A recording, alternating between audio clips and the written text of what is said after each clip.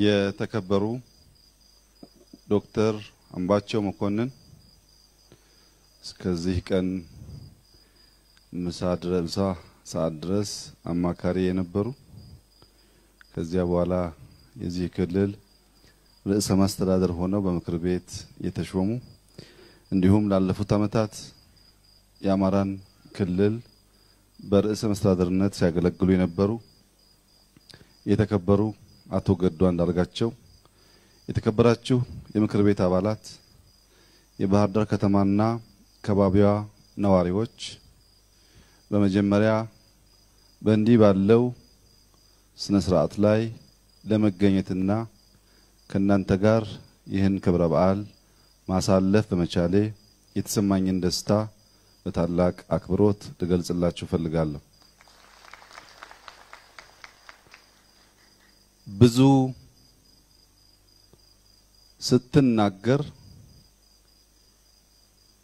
የሚያደምጡ ነገር ግን ያልከውን የማይገነዘቡ ምንም ሳትናገር አይተው ልብህን የሚያዩ ሰዎች አሉ ይባላል።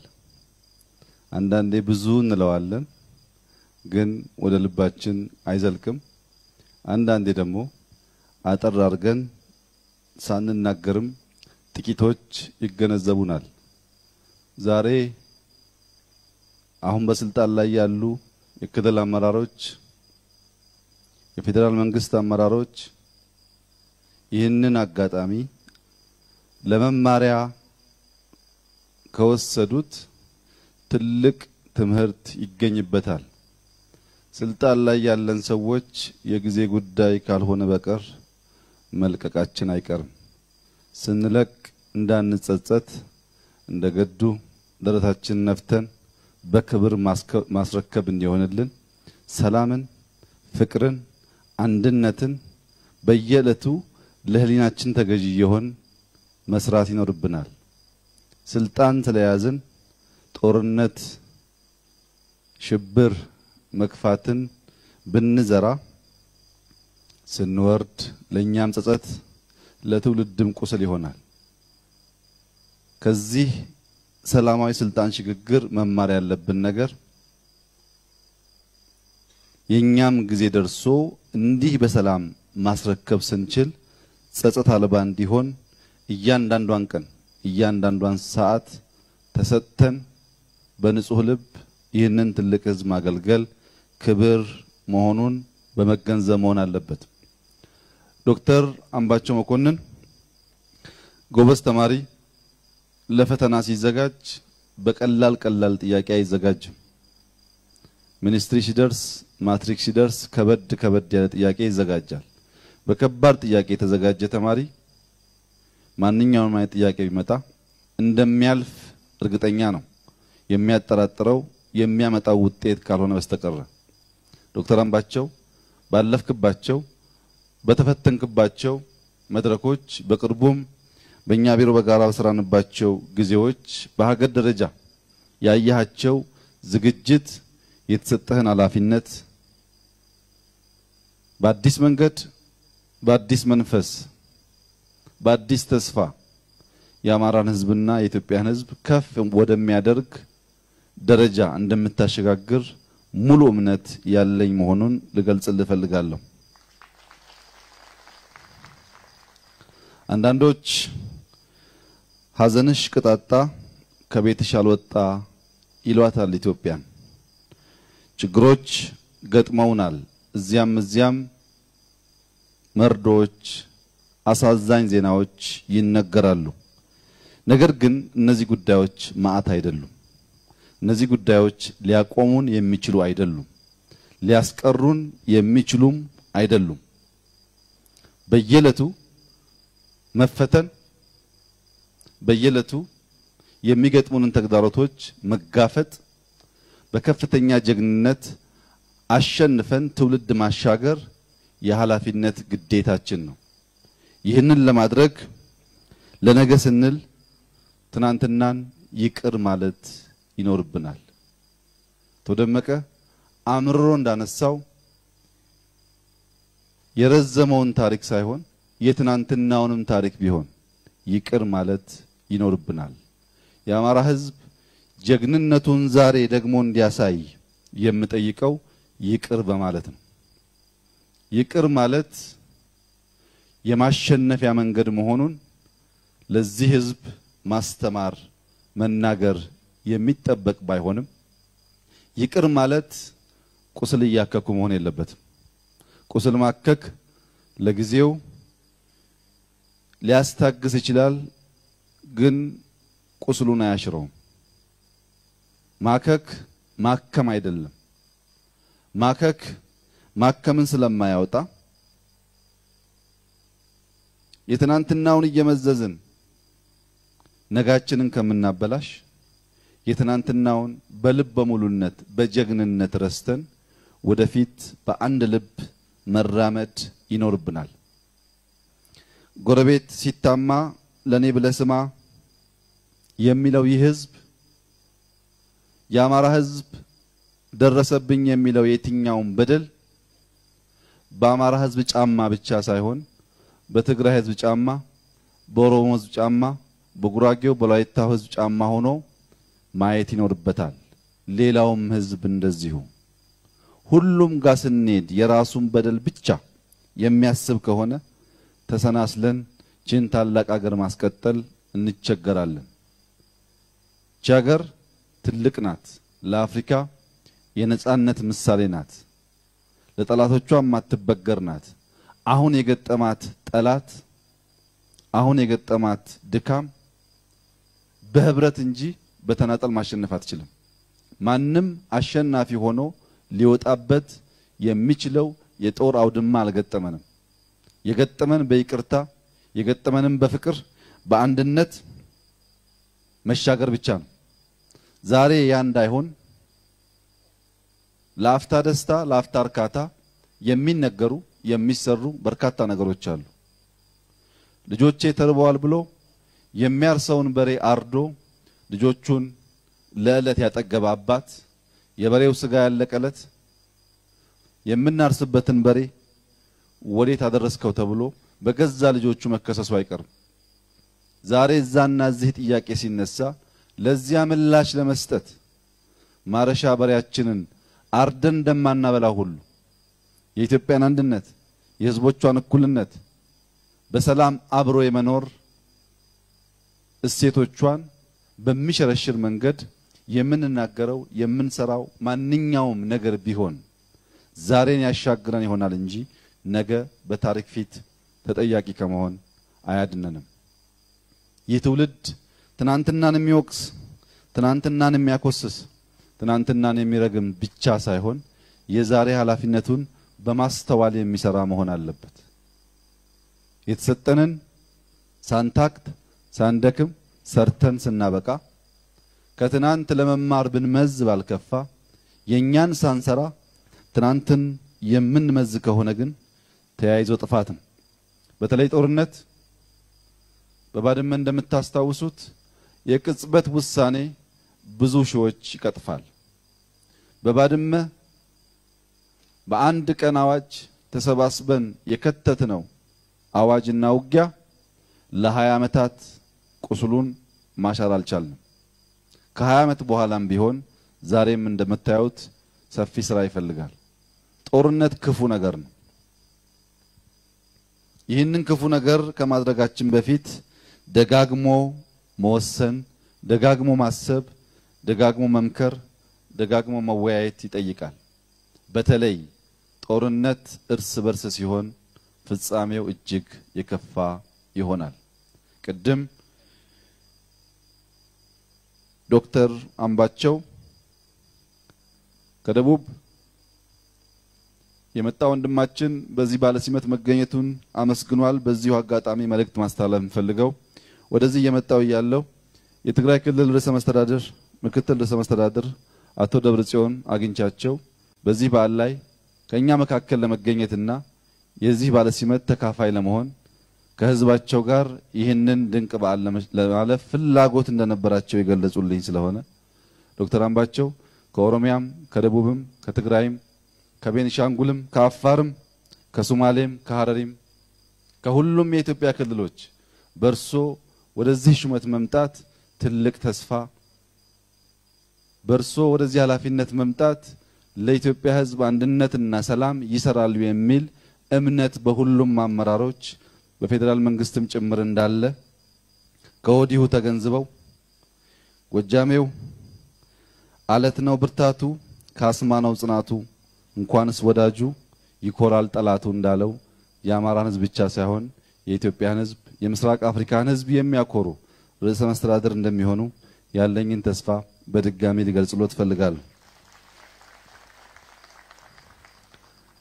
ክቡር ዶክተር አምባቸው መኮንን የአማራ ሕዝብ የሚፈልገው ኢትዮጵያ የምትፈልገው ተጨማሪ ቁስል አይደለም፣ በቂ ባጭ ስላላት ችግሯ እንደ ተራራ የገዘፈ ስለሆነ አዳዲስ ቁስል መፍጠር ሳይሆን የቆሰለውን በማከም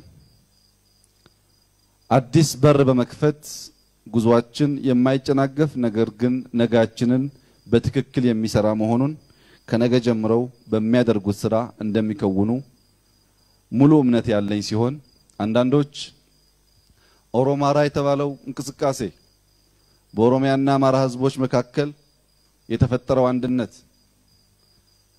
በቅርብ ጊዜ በተሰሙ ዜናዎች የሚሸረሸር ወይም የተሸረሸረ የመሰላቸው ሰዎች አሉ። ለተከበረው የኦሮሞና የአማራ ህዝብ መናገር የምፈልገው ኦሮማራ የሚለው እንቅስቃሴ የጥቂት ሰዎች ሐሳብና ፍላጎት የሚመስላቸው ካሉ የጥቂት ሰዎች ፍላጎት ሳይሆን የዚህ ህዝብ ተፈጥሯዊ ማንነት ስለሆነ ብንሻ እንኳ ልንለየው እንደማንችል በብዙ ችግር የመጣ አሁን የገጠመውንም ችግር በለመደው የውይይት መድረክ ፈትቶ የኢትዮጵያን ህልውና እንደሚያረጋግጥ በልበ ሙሉነት ልገልጽላችሁ ፈልጋለሁ። ዶክተር አምባቸው 2 ሳምንት ባልሞላ ጊዜ ውስጥ የኦሮማራን ስፕሪት እንደ አዲስ ሌሎች ህዝቦችን በሚያቅፍ መንገድ እንደሚያስቀጥሉት ሙሉ እምነት ያለኝ ሲሆን በተለይ በአማራና በትግራይ ህዝብ መካከል ሰፊው የአማራና የትግራይ ህዝብ ከሚያስበው ውጪ በጥቂቶች በሚዲያ በሚነገር ዘመቻ ውጊያ ሊፈጠር እንደሆነ በሰፊው ይነገራል። የአማራና የትግራይ ህዝብ ውጊያ የመረረው እንኳን ለወዳጁ ለጠላቱ ውጊያን የማይመኝ በተደጋጋሚ በውጊያ ውስጥ ብዙ ዋጋ የከፈለ በሰላምና በልማት ሀገር መለወጥ የሚሻ ብዙ ዳቦ ያልበሉ ወገኖቹን ማብላት የሚፈልግ በመሆኑ የወዳጆች ስጋት ቢገባኝም የትግራይ ህዝብና የአማራ ህዝብ አንድነት አብሮነት ታድሶ ክፉ የሚዘሩና የሚያስቡ ሰዎች አፍረው ወዳጅ ህዝቦች ተሰናስለው ቺናገር ዛሬም እንደ ትናንቱ ታላቅነቷን እንደሚያስቀጥሉ ይህን በማድረግም ክቡር ዶክተር አምባቸው መኮንንና ዶክተር ደብረጽዮን በትብብር ህዝባቸውን እንደሚቀላቅሉ እንደሚያስማሙ እንደሚያዋህዱና የኢትዮጵያን አንድነት ዳግም እንደሚያረጋግጡ ያለኝን እምነት በዚሁ አጋጣሚ መግለጥ ፈልጋለሁ። የአማራ ህዝብ ጀግንነት ሲከፋው ተነስቶ መዋጋት ብቻ ሳይሆን የሚዋጋበትን ዓላማ ጠንቅቆ ማወቅም ጭምር ነው። ዛሬ የሚከፈል ማንኛውም መስዋዕትነት ካለ መክፈል ያለብን ለሰላም ብቻ ነው። ለሰላም የሚከፈል ዋጋ ካለ ክብራችንንም ቢነካ የውስጥ ማንነታችንን ቢፈተን ሰላም እስካመጣ ድረስ እኛ ዝቅ ብለን እኛ ተዋርደን አንድም ሰው ህይወት ማዳን ከቻል ከዚያ የላቀ ጀግንነትና እውነተኛ ክብር የለም። በለው በለው የሚባለው ዘፈን ለጣሊያን ብቻ ነው የሚሰራው። ኢትዮጵያውያን እርስ በርሳቸው በለው በለው አይባባሉም። ምክንያቱም ጠላትን ስንመታው ከጠላት ይሄን ያክል አጎደል ብለን በጀግንነት የምንዘግበው ወገንን ስንገለው ግን ምን ተብሎ ይዘገባል? የትግራይ ህዝብ ከአማራ ህዝብ ተዋልዷል። ከአማራ ህዝብ ጋር በጋራ ጠላትን መክቷል። የኦሮሞ ህዝብ ከአማራ ህዝብ ጋር ተዋቅቷል፣ ተዋልዷል፣ በጋራ ጠላትን መክቷል፣ ቤተሰብ አፍርቷል። ኢትዮጵያውያን በእያንዳንዱ ጓዳ ብንገባ አእምሯችን ከሚገምተው በላይ አንዳችን በሌላ ውስጥ ነው ያለነው። እኛን መነጠል እኛን መለየት የሚቻልበት ሁኔታ የለም። ነገር ግን እያንዳንዱ ጀግና ስሜቱን ማሸነፍ አለበት፣ ራሱን ማሸነፍ አለበት። ራሱን የሚያሸንፈውና የሚጀግነው ለእውነት፣ ለሰላም፣ ለአንድነት አብሮ ለመዝለቅና እቺን ታላቅ ሀገር ለመጠበቅ መሆን አለበት። አንድ ሰው በቅርቡ ያነበብኩት የጻፈውን ሰውዬ ስሙን በውል አላስታውሰውም። በረሃ ብቻውን እየተጓዘ ከፍተኛ የውሃ ጥም ይይዘዋል። ተጠምቶ ሲጓዝ አንድ ስፍራ ላይ ሻገት ያለ አሮጌ ጉድጓድ ያገኛል። ከጉድጓዱ ጎን አንድ ጆክ ውሃ ተቀምጧል። በከፍተኛ ደስታ ጥሙን ሊቆርጥ ያንን ጆክ አንስቶ ሊጎነጭ ሲል ጽሁፉ ይህንን ውሃ ሞተር ውስጥ ጨምረው፣ ይህንን ውሃ ካልጨመርክ ሞተሩ ተጨማሪ ውሃ ሊያወጣ አይችልም ይላል። ይህ ሰው በጣም ጠምቶታል። እችን ያገኛትን ውሃ ከጨመረ በኋላ ሌላ ውሃ ያውጣ አያውጣ ማረጋገጫ አልነበረውም። ነገር ግን ጽሁፉ ጨክነ ከጠጣህ ካንተ በኋላ የሚመጣው የበረሃ ተጓዥ ይሞታል ይላል። ሰውየው ቆሞ አሰበ። በአንድ በኩል ጠጥቶ ህይወቱን ማትረፍ ጥሙን መቁረጥ ፈለገ። በሌላ መንገድ በሱ ስግብግብ ተግባር ያን ውሃ ጠጥቶ ለዘመናት በዚያ በረሃ ሊያቋርጡ መጥተው እየጠማቸው የሚሞቱ ሰዎች ታዩት። ወሰነ፣ በኔ ምክንያት ሰዎች ከሚሞቱ ውሃውን ወደ ማሽኑ በመጨመር መሞከር አለብኝ ብሎ ሲጨምረው ማሽኑ ልክ የውሃውን ኃይል እንዳገኘ ድምጽ በማሰማት ከፍተኛ ውሃ ወደ ላይ ወጣ። ጠጣ፣ ታጠበ፣ የፈለገውን ቦታ አረሰረሰ። ከዚያ በኋላ አንድ ጆግ ውሃ አስቀምጦ ሄደ። ይህ ሰው ለመስዋዕትነት ባይወስን ኖሮና ያችን ውሃ ጠጥቶ ቢሄድ ኖሮ በርካታ መንገደኞች ይቸገራሉ። ክቡር ዶክተር አምባቸው እርሶ ዛሬ የተሰጡት ኃላፊነት እርሶ ቀልጠው፣ እርሶ ደክመው፣ እርሶ ተሰውተው የአማራንና የኦሮሞን ህዝብ፣ የአማራንና የትግራይን ህዝብ፣ የትግራይንና የደቡብን ህዝብ አንድ በማድረግ ህይወቶን አሳልፈው ቢሰጡ ኢትዮጵያ ለዘላለም በክብር እንደምታስታውሰው ላረጋግጥለው ፈልጋለሁ። ዛሬ እንደዚህ አይነት ንግግር ብዙ የሚያስቀይመው ሰው ይኖራል። እውነቱ ግን ይህ ብቻ ነው። ሰላም፣ አንድነትና በጋራ መኖር። ኢትዮጵያን ከምናፈራርስ እኛ ብዙ ጊዜ ብንፈርስ ይሻላልና እቺን ታላቅ ሀገር ላለማፍረስ ስሜት፣ እልህ፣ ወንድነቴ ይታይ ይለይልን አይነት ቋንቋዎች በ20ኛው ክፍለ ዘመን የተቀበሩ ወደ 20ኛው ክፍለ ዘመን ያልተሸጋገሩ አሁን ወንድነት ኢኮኖሚያዊ እድገት፣ ጀግንነት የቴክኖሎጂ ምጥቀት፣ ጀግንነት ቻይናን አለመለመን፣ አውሮፓን አለመለመን፣ ለምኖ እየበሉ ለውጊያ ለመዘጋጀት ስለሆነ በዚህ ቁርጠኝነት በሚጠይቅና እቺን ሀገር በመታደግ መጪውን ትውልድ በሚያስቀጥለው ተግባር ላይ ክቡር ዶክተር አምባቸው መኮንን እንደተለመደው እንደምናቀው ጀግንነት የአማራን ህዝብ ጀግናውን ህዝብ አሰልፈ በድፍረት አምቦና መቀሌ በመሄድ ህዝቡ እንድትቀላቀል በዚሁ አጋጣሚ አደራ ልል እፈልጋለሁ። አቶ ገዱ አንዳርጋቸው ባለፉት አመታት በብዙ የሥራ ሁኔታ አብረን በተወያየንበት በሰራንበት ባሳለፍንበት ጊዜ አስተዋይነታቸው በርጋታ ነገር የማሰብ ብቃታቸው ሲያሻም እንደ ዛሬ እኔ የምችለውን አድርሻለሁ ወንድሜ ይቀጥል ብለው የመወሰን ብቃታቸው ሁሌም በአድናቆት የምናስታውሰው ይሆናል።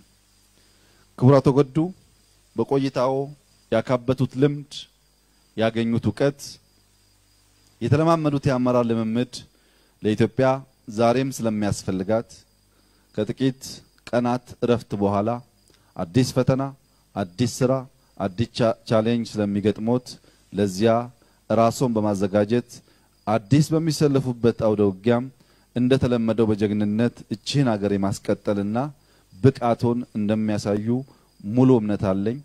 መላው የአማራ ምክር ቤት አባላት እንኳን ደስ ያላችሁ። ኢትዮጵያ አንዴ ከተቀመጥን የማንነሳበት ሀገር ስለሆነች በሰላም እንዲህ ህዝቡን ቶሎ ቶሎ ካላለማንብር ነው በስተቀረ ዴሞክራሲም ምጥ የሆነ ነው። የኛም ጊዜ እንዲቀርብ ጸልዩ። ለሆነውም ሰላም አመስግኑ። መልካም ምሽት። አመሰግናለሁ።